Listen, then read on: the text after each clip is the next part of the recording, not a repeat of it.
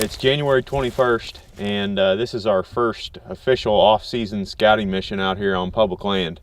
We came into the river unit today, myself, Eric, Chantel, and Zach, and we're all kind of scouting some different bedding locations. We hunted here some this year. I hunted here during late season with the musket, and then Zach hunted here during early bow season.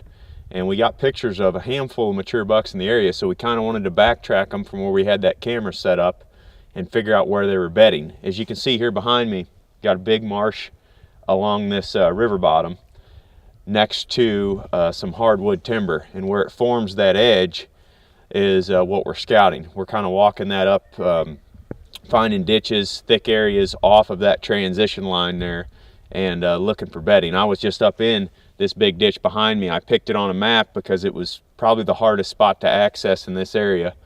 And I walked up in there. There was plenty of deer sign, but there was also people sign. There was 2 tree stands in there. It looked like people have been hunting them this year. So probably marked that spot off of the list, but I'm gonna go down here and check in with Eric and Chantel and see what they've found so far. Well, that's not the way you want to find them. It's a pretty old, cool looking buck that I'm assuming was an EHD kill. He was just bedded down dead in his bed over by one of the oxbows in that creek. Cooper went down by the river and he was sniffing at something, and I saw the body, and then I looked a little farther ways up and his head was laying there. So nice buck, but not the way you want to find him. Well, here's where we found him. As you can see, we kind of got this little oxbow in this creek, some high open timber up here in front of us, but now that we kind of look at him, it looks like he had been rubbing a little bit, so it's tough to say if it was a gun kill or whatever, but these mature bucks definitely like bedding in this tall grassy stuff right down next to this water. The interesting part about this is last season we were shed hunting an area what is now called the Buck Nest, and we found another dead mature buck, actually 2 mature bucks dead in that area, and that turned out to be a great spot.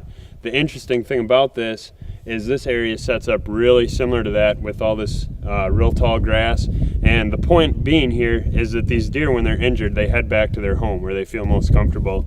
So we're definitely gonna kind of bookmark this spot and keep an eye on it, and maybe it'll turn into a second rendition of the Buck Nest.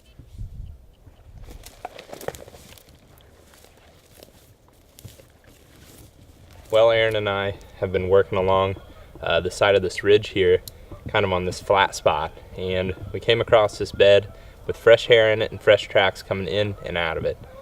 In this bed specifically, this deer can see a long way down towards this river bottom. It can see any danger coming across that open area from this bed, and honestly it'll probably be able to escape before any predator knows that the deer was even here. On the other side of this ridge, it's really thick, and that's kind of keeping the deer from bedding in that area. It's basically too thick for the deer to walk through, so they're bedding along the transition line of that really thick stuff, and they're bedding along the transition line of the thick stuff in the open area leading up to the river. A deer can bed back here, specifically a mature buck, and really have a hard time being bothered by any of the pressure.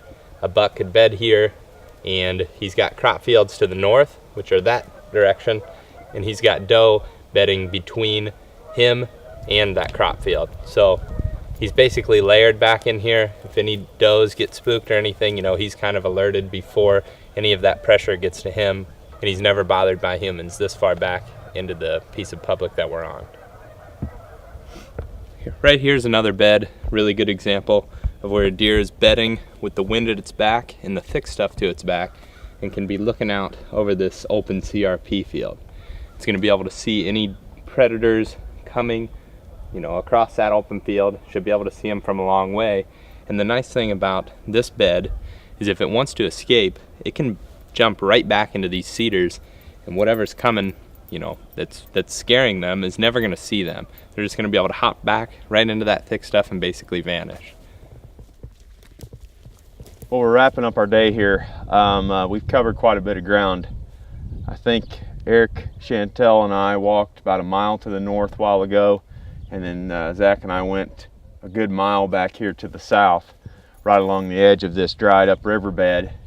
and I'm standing in the spot where we had the trail camera running all season, and we kind of talk about that quite a bit.